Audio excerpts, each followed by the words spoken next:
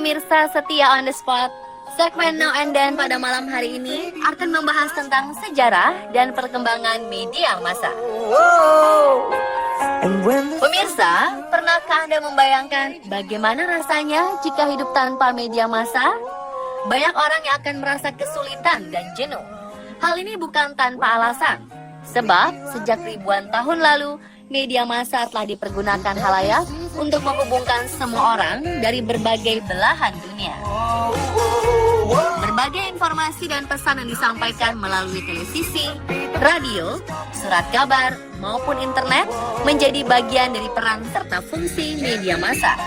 Di era digital seperti sekarang ini, informasi mengalir begitu deras. Kita mudah mengakses informasi. Tapi bagaimana kondisi pada masa lalu, di mana belum ada surat kabar, radio, televisi, maupun internet? Penasaran bagaimana sejarah terbentuknya media massa? Seperti apa ya bentuk media massa pada zaman dahulu? Mari kita simak bersama-sama. Tahukah Anda, awalnya penyampaian informasi pada halayak dilakukan dengan menggunakan beberapa benda seperti batu, bambu, sutra, serta kulit hewan. Salah satu contoh dari media penyampaian informasi melalui benda tersebut terlihat di Roma. Kala itu, sekitar 59 sebelum Masehi, pemerintah Romawi menerbitkan Acta Diurna, yakni sebuah buletin pengumuman berisi catatan harian yang dipahat pada lempengan batu atau logam. Acta Diurna biasa dipasang di tempat umum sesuai perintah sang raja Romawi, Julius Caesar.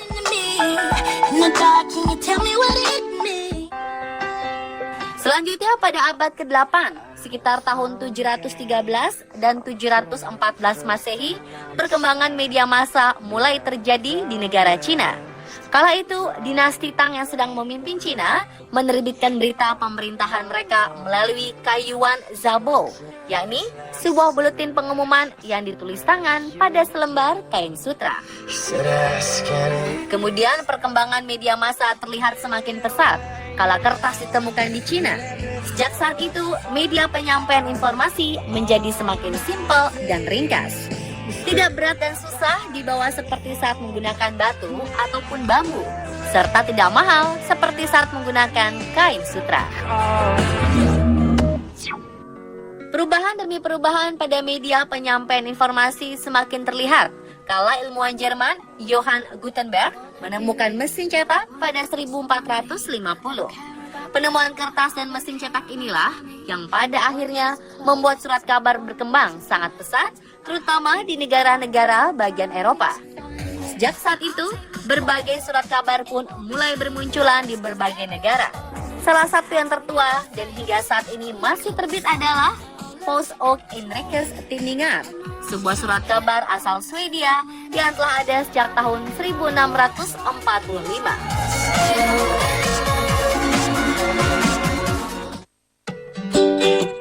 Hingga akhirnya perkembangan media massa semakin tak terbendung saat radio dan televisi mulai ditemukan. Sejak itu, informasi tidak hanya disebar melalui tulisan dan gambar dua dimensi, melainkan juga melalui suara dan gambar bergerak. Dan kian lama, media elektronik berkembang semakin canggih dan tak tertandingi. Berita yang tadinya membutuhkan waktu berhari-hari untuk disiarkan, berubah menjadi sebuah siaran langsung. Era media elektronik seperti radio dan televisi tampaknya sudah berlalu. Seiring dengan berjalannya waktu, lahirlah era media digital yang memungkinkan setiap orang dapat memperoleh informasi dengan mudah dan cepat. Salah satu perangkat yang paling sering digunakan untuk mengakses media digital adalah smartphone. Di zaman yang sudah sangat modern seperti sekarang ini, hampir semua orang di berbagai belahan dunia menggunakan smartphone. Bukan hanya sebagai alat komunikasi, perangkat ini juga mampu menyediakan beragam informasi dari media-media online maupun aplikasi berita.